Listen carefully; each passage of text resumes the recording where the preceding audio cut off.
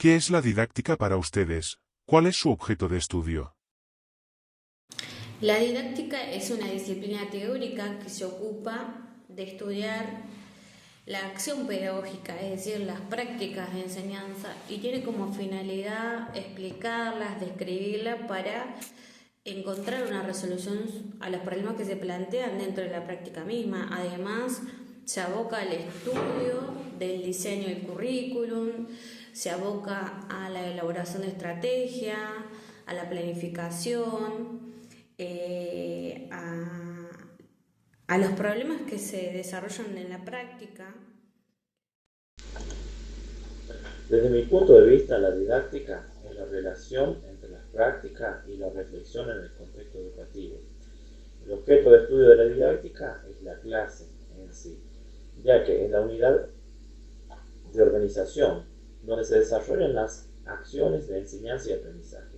Con esto quiero decir que las clases es como una unidad de organización didáctica cuyo eje es el trabajo en torno al conocimiento que involucra la enseñanza y el aprendizaje de uno o más contenidos curriculares. Las clases se pueden analizar de las siguientes categorías. Uno puede ser el sentido pedagógico, son los propósitos y objetivos educativos en las clases, es lo que nosotros pretendemos con nuestros alumnos. Por otro lado, el contenido, que son los conceptos y los temas específicos que se enseñan.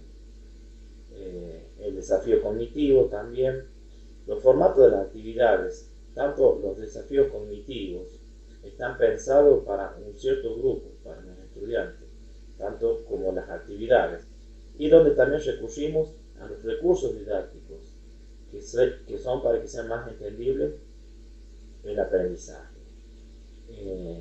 Uno de los análisis o de estas categorías que son muy importantes es la gestión del tiempo, que es para que se cubran todos los aspectos que tenemos nosotros en el plan áulico. Estas categorías permiten reflexionar sobre la efectividad de las prácticas didácticas y ajustar las categorías para mejorar el aprendizaje de los estudiantes. ¿Qué mirada se le da o cómo se aplica la didáctica general y la especifica dentro de las aulas? ¿Es una u otras? Bueno, respecto de la didáctica general y la didáctica específica, puedo decir que la didáctica general aborda todas las situaciones de enseñanza. En cambio, la específica se evoca a un campo en particular. Si tomáramos un ejemplo, la didáctica general sería el tronco y las ramas serían las didácticas específicas. Con esto, ¿qué quiero decir? Que se complementan tanto la didáctica específica con la didáctica general, ¿no? De la didáctica general se establecen los principios generales de la enseñanza, mientras que la didáctica específica se caracteriza más que nada, o se aplica a las necesidades y particularidades de cada materia, pero se complementan y se aplican juntas dentro del aula. La didáctica general y las didácticas específicas están interrelacionadas y se necesitan mutuamente. Es importante adoptar una mirada reflexiva sobre nuestras propias prácticas. Esto implica buscar referentes conceptuales de cada tipo de didáctica, analizar nuestras decisiones y considerar cómo podríamos realizar las cosas de manera diferente. Además, debemos reflexionar sobre el sentido que le damos a nuestras acciones educativas y cuestionarnos metodológicamente y reflexivamente sobre lo que hacemos cuando llevamos las prácticas a nuestras clases. ¿Cómo piensan que debería ser la mirada de los docentes y qué factores intervendrán en esa mirada? Como educadores, considero que lo que tenemos que ver es el mundo que es. El lenguaje de la igualdad no corresponde al mundo educativo. Uno no es igual o desigual, uno es como es, quien es. Considero que hay que educar la mirada, hay que mirar de otro modo, para ver la posibilidad junto con lo que es y con lo que se manifiesta, ¿no? Porque la mirada diagnostica, es una mirada institucionalizada y situada, que se sitúa en la diferencia y en la deficiencia. Considero que la mirada de los docentes debería ser reflexiva. Es importante cuestionar los supuestos que dominan nuestras perspectivas para aclarar el panorama. La mirada debe centrarse principalmente en las prácticas de enseñanza, más que en los estudiantes o los contenidos, aunque estos últimos también son importantes, porque nos conectan con los alumnos. El objetivo de análisis debe ser la clase, es decir, las decisiones de enseñanza que tomamos durante las mismas, cómo las conducimos y qué rumbo queremos dar a nuestras clases de enseñanza en el aula. ¿Cuál es su pensamiento acerca del modelo pedagógico basado en la práctica reflexiva? ¿Y cuál creen que es su impacto tanto en los estudiantes como los docentes? Bueno, como ya sabemos, no hay una sola forma de enseñar, sino que a través de la historia se ha enseñado de diferentes maneras, de acuerdo a la época, de acuerdo al contexto, ¿sí? Incluso hoy no hay una sola manera de enseñar, sino que se elaboran diferentes estrategias, de acuerdo al contexto, de acuerdo al grupo de estudiantes que tenemos, ¿sí? Y para mí lo fundamental es la planificación, porque la planificación es lo que orienta al docente, es la guía que tenemos los docentes para la enseñanza, ¿no? Y para acercar a nuestros estudiantes hacia el conocimiento y desde ahí transformarlos, ¿no? Transformar.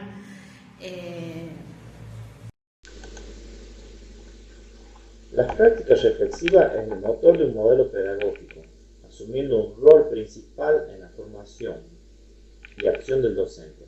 Este enfoque impacta positivamente en la clase, mejorando las prácticas cuando el docente es consciente de lo que sucede en el aula. Puede analizar la clase y determinar las acciones necesarias para generar mejora. La acción reflexiva del docente tiene un impacto positivo en los alumnos, aunque coincido con Alicia en que la práctica es situada y social, también debe ser más amplia la reflexión. Debe ser el eje de la práctica, abarcando tanto la planeación como las acciones que la llamamos previo en el sitio. ¿Cuáles son los desafíos y obstáculos que enfrentan los docentes para mantener una actitud reflexiva en su trabajo diario? Bueno, como dice Steinman, también considero que el modelo pedagógico se tiene que basar en una práctica reflexiva, donde los estudiantes no solo implementan los conocimientos, sino que también actúan como investigadores de su propio contexto educativo. Esto va a permitir que el docente evalúe la práctica, adopte nuevas estrategias para mejorar la enseñanza y en función de los resultados observados y de las interacciones con los alumnos. La escuela está influenciada por numerosos hechos sociales, como la sobrecarga de trabajo y las demandas cotidianas. Estos factores pueden presentarse como obstáculos, pero no son determinantes.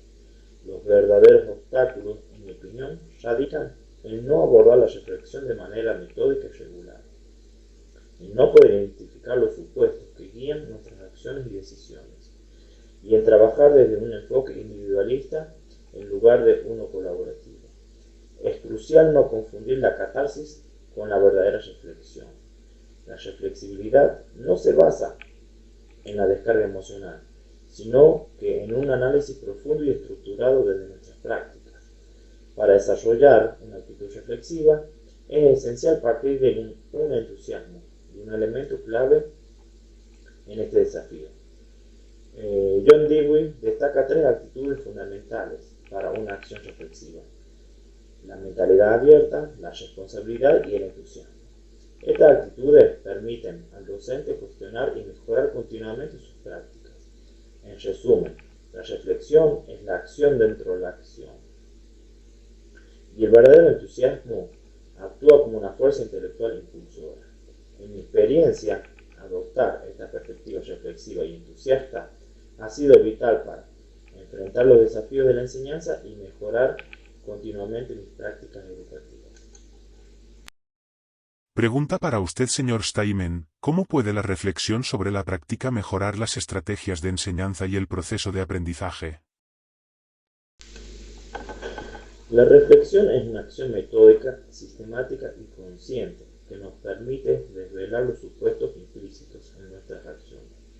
Esto significa que debemos cambiar nuestras decisiones para interrogarlas y preguntarnos, ¿por qué decidí esto? Esta interpelación nos permite tomar nuevas decisiones y evitar repetir esquemas cargados de suposiciones, lo cual es fundamental para alcanzar la búsqueda de nueva enseñanza. Un concepto esencial, aunque no me pertenece, es que la reflexión impulsa hacia un estado de duda y búsqueda constante, fomentando la experiencia en el aula. Reconstruir nuestras experiencias en situaciones de análisis y de práctica. Primero debemos deconstruir para luego reconstruir. La reflexión tiene dos momentos esenciales. Primero, el estado de la duda, que da origen a la reflexión, y por otro lado, el estado de búsqueda e indagación, donde exploramos nuevas ideas y soluciones. El análisis de nuestras propias prácticas es un proceso de construcción de conocimientos fundamentados en métodos de investigación cualitativa, que requieren una actitud investigadora que nos permita sistematizar lo observado y asumir el compromiso de la búsqueda de alternativas que mejoren las prácticas o nuestras propias prácticas. Este enfoque metodológico ayuda a desarrollar las prácticas educativas más efectivas y conscientes, promoviendo la mejora continua y aprendizaje significativo. Al adoptar esta perspectiva reflexiva e investigativa, no solo mejoramos nuestras prácticas, sino que también nos comprometemos con el desarrollo integral de nuestros estudiantes, adaptando constantemente sus necesidades a las demandas de la sociedad.